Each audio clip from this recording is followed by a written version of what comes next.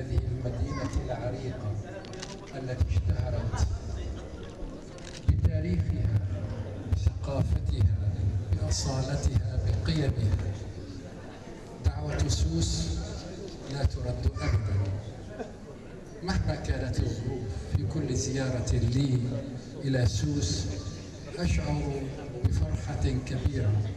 أجد المغرب العظيم في هذه المنطقة منذ تاريخها القديم، منذ أيام جزولة وتاريخ جزولة وتاريخ هذه القبائل التي أسهمت في بناء الحضارة الإسلامية. الشخصية السوسية متميزة بخصال رفيعة أصيلة.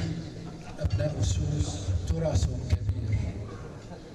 أجد المغرب العظيم في التاريخ في هذه المنطقة من خلال أبنائها، من خلال رموزها، من خلال شخصياتها الذين عرفتهم. عرفت الكثير ممن التقيت بهم من الأصدقاء من سوس. ما زالت صلتي بهم. الأخ الكريم العزيز الصديق الحاج علي قيوح التقيت به قبل 30 سنة.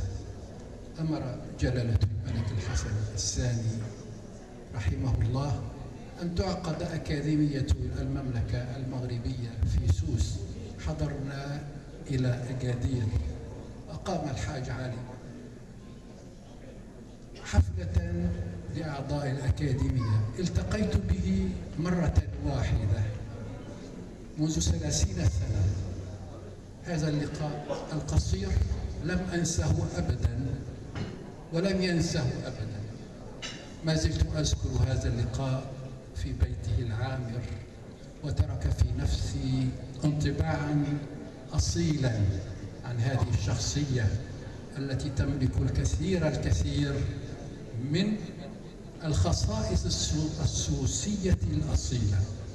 قبل شهر حضرت في مدينة تارودنت مؤتمرا بمناسبة الذكرى ال50 لوفاة علامة سوس الشيخ المختار السوسي، والتقيت هناك. أقام الحاج علي حفلة للمشاركين من العلماء في هذه المناسبة. التقيت من جديد بالأخ الحاج علي. تجددت الذكريات الجميلة. تغير كل شيء في الحياة.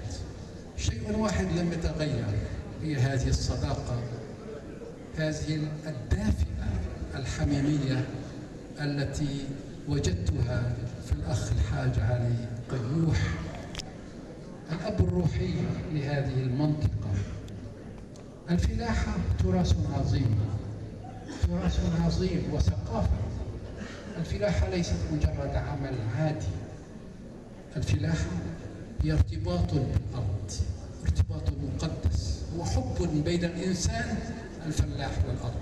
لولا هذا الحب لما أعطت الأرض ذلك الحب الذي تعطيه.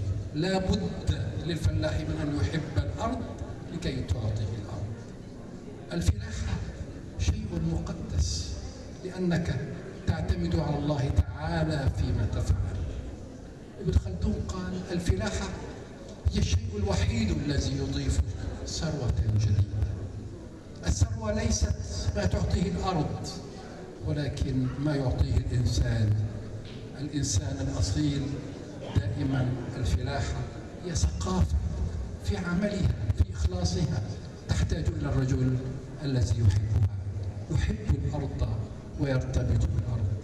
أشعر بالاعتزاز والامتنان لمولانا المغفور له الحسن الثاني الذي دعاني وأكرمني وأنا مدين له منذ عام 1977، وكلفني بأن أكون مديرا لدار الحديث الحسنية لمدة ربع قرن. كنت معتزا بهذا التكريم الذي أكرمني به، وهذه الثقة الكبيرة التي وضعها بي، ثم أكرمني بتعييني بالأكاديمية